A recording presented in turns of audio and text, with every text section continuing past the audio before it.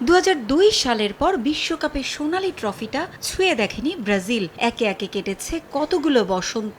Brazil সমর্থকরা শুধুই দর্শক, দ্য গ্রেটেস্ট শো অন আর্থে। গেল কয়েক বছর তো ছিল আরও হতাশায় মোড়ানো। কোয়ার্টার ফাইনালে ইউরোপ বাধা পাড়ি দিতেই ব্যর্থ সেলেসাওরা। দুর্দশা কাটাতে নানা কাঠখড় পুড়িয়ে গত বছর 12ই মে ইতালিয়ান কোচ কার্লো অ্যানচেলোত্তিকে ব্রাজিলের কাণ্ডারি করে আনে দেশটির ফুটবল ফেডারেশন।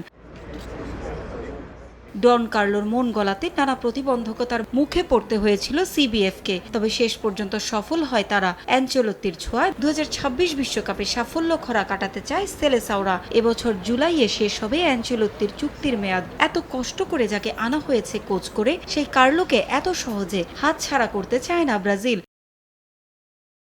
তাই তো 2030 সাল পর্যন্ত তার সঙ্গে চুক্তি সেরে ফেলেছে সিবিএফ। নতুন চুক্তি অনুযায়ী ইতালিয়ান কোচের বার্ষিক পারিশ্রমিক 10 মিলিয়ন ইউরো ধরা হয়েছে, যা বাংলাদেশি মুদ্রায় 130 কোটি টাকা।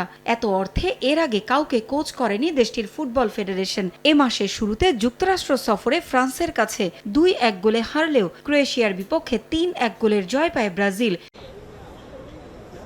এ দুই ম্যাচ চলাকালীন ব্রাজিল ফুটবল ফেডারেশনের সঙ্গে মৌখিক চুক্তিতে সম্মত হন অ্যানচেলোত্তি। এখনও আনুষ্ঠানিক ঘোষণা না দিলেও দ্রুতই এ বিষয়ে জানাবে সিবিএফ, এমন খবরই এসেছে গণমাধ্যমে। পারভিন আক্তার, সময় সংবাদ।